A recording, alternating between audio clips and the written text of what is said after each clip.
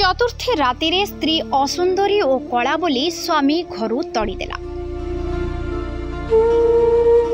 चारि दिगपाल को साक्षी रखी पुरोहितों मंत्रपाठ रे दुईटी हाथ रे पड़ीथिला हस्तगंठी।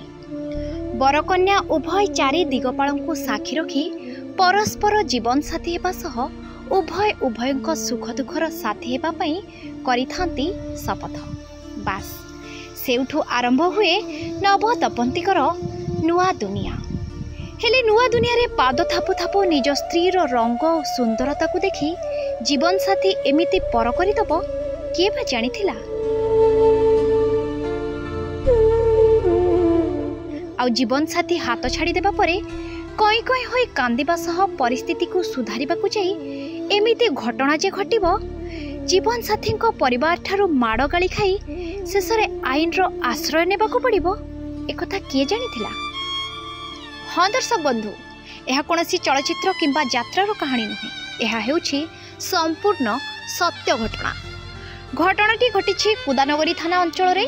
सूचनारू प्रकाश केन्द्रापड़ा जिला कुदानगरी थाना चांचल ग्रामर ब्रजकिशोर दलाई बड़ पुओ सागर किशोर दलाई चलित वर्ष जून मास 6 तारिख रे कटक जिला महांगा थाना अंतर्गत भरतपड़ा ग्रामर सुरेन्द्र पात्र झियो मानसी पात्र को वैदिक रीति रे विवाह करथिले। विवाह समय रे मानसी को पिता सुरेन्द्र धार करज करी 1 लाख टंका यौतुक सह विभिन्न प्रकार सुना अलंकार और जानी यौतुक देथिले। एही विभागर उभय मानसी और सागर को परिवार रो देखा चाहा परे हिंदू घरर वैदिक रीति रे होइथिला। किंतु विवाहर चतुर्थी राति परे परे स्वामी सागर किशोर दलाई स्त्री मानसी पात्र को घृणा कले। मानसी को रंग कला होइथिबारु स्वामी सागर को पसंद आसिला नहीं। स्वामी सागर किशोर दलाई नव विवाहिता स्त्री मानसी पात्र को असुंदर और काली दर्शाई बारंबार निर्यातना देउथिले। शाशुघर परिवार लोके मध्य मानसी पात्र को माड मारिबा सह सब समय शारीरिक और मानसिक निर्यातना देउथिले। तेबे 2 दिन तले स्वामी को प्ररोचना रे शाशुघर लोके नववधू मानसी पात्र को माड मारी घरु बाहर करदेले। तेबे मानसी न्याय पाई कुदानगरी थाना रे पहुंची 4 पृष्ठारे लिखित एक अभियोग करबा सह ओडिशा ह्यूमन राइट्स कमिशन रे न्याय और अधिकार पाइबा पाई अभियोग करिसंती। एथर देखा बाकी रहिला स्थानीय कुदानगरी पुलिस और ह्यूमन राइट्स मानसी पात्र को केउ प्रकार न्याय प्रदान करुछंती। केन्द्रापड़ारू धीरेन कुमार महापात्र रिपोर्ट न्यूज लक्ष्मी 7। पत्र मानसी पात्र स्वामी को ना सागर दळे कोड बाहा हितले केबे बाहा हितले चांचल रे केबे बाहा रहितला 12 तारिख 2 मास हेलानी। कोन घटना हला घर के बाहर कर देले स्वामी सब बेले कहले असुंदरी घर बाहर जा कोन पई सब बेले तो कहले असुंदरी मो मन जाउनी बाहर जा।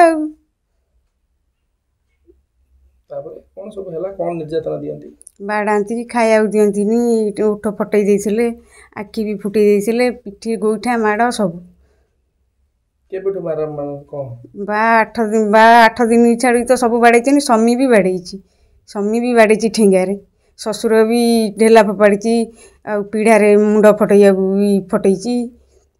ये सब करछन खाया दियंतीनी खाइछि मु पखाड़ा भात रे नका नुन नगेई खाइछि। ये सब मते हईराण करती गाधे दियंतीनी पानी मु रखिदेवी जे फोपाड़ देवे पिंधिया दियंतीनी सुखे भी छिंडे छाड़े देवे छात पर जदि से खोला छात रे जदि सुखेबी छिप मिप पकेबे ये हईराण करती। मोर को खुशी रे रहियार अधिकार नहीं आ सब बेले मते असुंदरी काली माली सब बेले कहउछन सब दिन से कहउछन तू बाहरी जा आम तोरे रखिबुनु मोर को अधिकार नहीं ये सब कहउछन। कोन न्याय चाहउछंती मु न्याय चाहे मो अधिकार पई न्याय चाहे।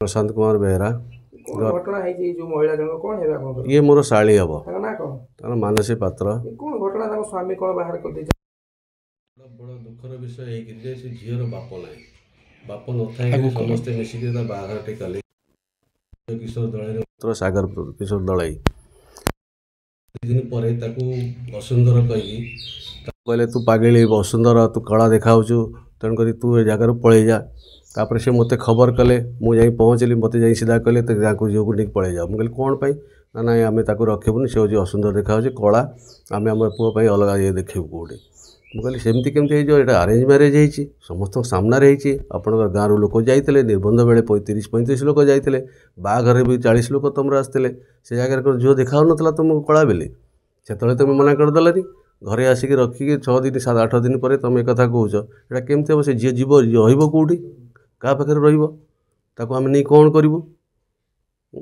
तेणुक से जिन चिंता करा दरकार गोटे झील प्रति तुम ये अन्याय करुच असुंदर को असुंदर समाज लोक रही कौन अधिकार ना ये कथबार्ता करके जो मैंने येटा को जो हिनियस कर जो अत्याचार करुँच कौन भल कर मारुँच कहते न नब आम मारिक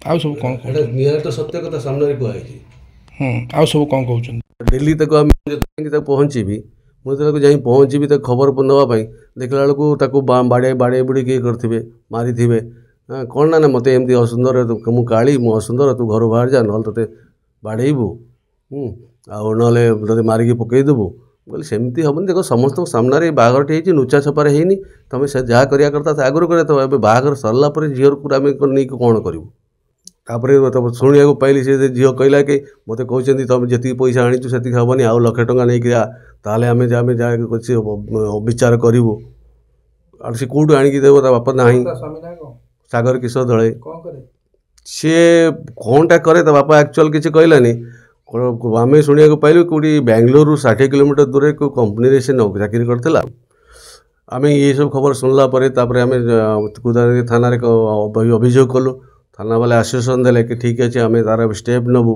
तापर आम बर्तमान ह्यूमन कमिशन भी कंप्लेन करने जाऊँ डीजी को भी कंप्लेन करूँ आम देखू कि दुनिया असुंदर झील पिला रही पारे कि नहीं कि बाहा पारे कि ना ये बहुत अन्याय हो प्रति।